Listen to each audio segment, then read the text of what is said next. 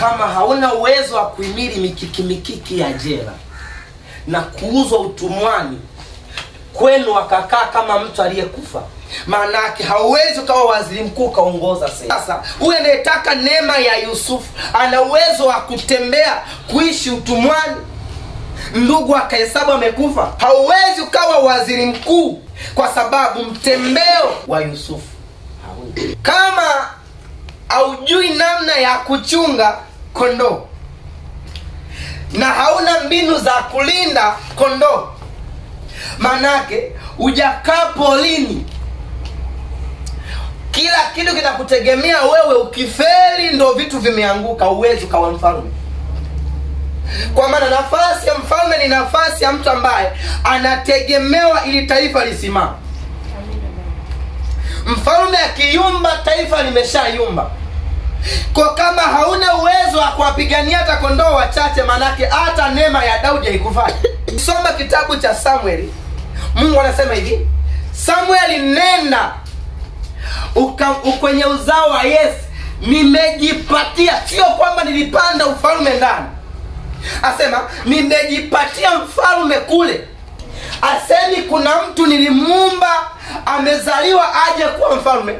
Anasema hivi, nenda kwenye uzao wa Samueli wa Yese, maana nimejipatia. Maana alipotafuta kwenye taifa nani anaweza kawa mfalme, akamgundua Daudi. Wakati Sauli anasumbua, akaanza kutafuta nani anaweza kawa zaidi ya Sauli. Akutazama udogo wake, alitazama mtembeo wake, asema huyu ananifaa. Hakikisha unachokiomba una uwezo wa kukimili mikiki yake. Na kuna watu wanakula na kusaza, ya nini nile na nguruwe tena? Alishinda kuhimili mikiki. Leo nimekosa na kula na nguruwe, wakati kwetu watu wanakula. Utakumbuka ya nyuma, utayafuata. Kwa nini? Mikiki ile neema hauna uwezo. Ukifuatilia kibiblia, kila aliyerisi neema alitembea sawa sawa na ile neema. Ndio maana Mungu akamwambia, niliyetembea na Musa ili ujue natembea kwa neema ile ile niliyotembea na Musa, nitapasua mto. Kwa Musa nilipasua bahari, kwako napasua mto, ili ujue neema ya Musa ipo bado juu yako. Elia alilishwa na kunguru jangwani, polini. Angalia aliyekuja kwa roho ya Elia anakula asali na nzige polini. Vile vile mtembeo wa neema ya Elia. Na neema sio za kuomba. Hakikisha unachokiomba una uwezo wa kukimili. Uimalike, uwe hodari, lazima utembee kwenye ile mikiki ya ile neema. Alafu ukafanye kazi sawa sawa na aliyepita, au ufanye zaidi. Lakini imekuwa kila mmoja anataka neema. Kwa nini hazikai? Ukipimwa kwenye mizani, kwenye ile neema haufiti.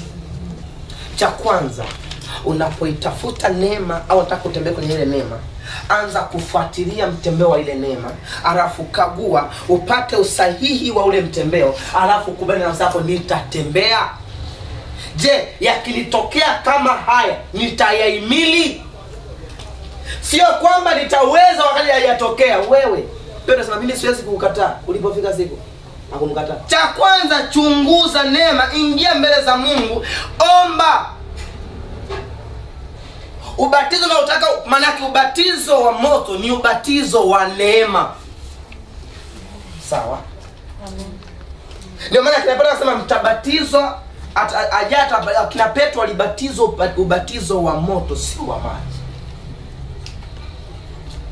Wa neema unayoiomba kukukaria ndio ubatizo wa Roho Mtakatifu. Sawa? Akasema mnaweza kubatizwa ubatizo niliobatizwa mimi? Wakasema ndio. Kwa nini wapeleka kwenye maji akaanza kuwatumbukiza? Manake mtahimili mikiki nayo himili mimi. Tunaelewa mapi? Sala, wataka uimbe kama Josephina, utapita kwenye shida za Josephina? Kwa kuna wakati mwambie Mungu, fufua kilichoko ndani yangu, kwa sababu kama alikupa neema ya mwimbaji ambaye yupo duniani kwa sasa, ile neema ipo juu yako, atakupa na uwezo wa mtembeo unaokufaa wewe na karoho kako kama moyo wako kadogo. Unielewa? Na hicho kiwango kilicho ndani yako ndio utajiri wa mabilionea duniani. Nikupe tu siri moja. Kuna watu wameumbwa waje wawe mabilionea, ila kuna watu matajiri tu wa kawaida. Hiyo ni neema. Hakikisha unachokitaka, unachokiomba, unachokitamani, una uwezo wa kukimudu. Inatosha. Kama hauna uwezo wa kuhimili mikiki ya jela, manake hauwezi ukawa mtembeo wa Yusufu wa utoke chini ukawe mfalme.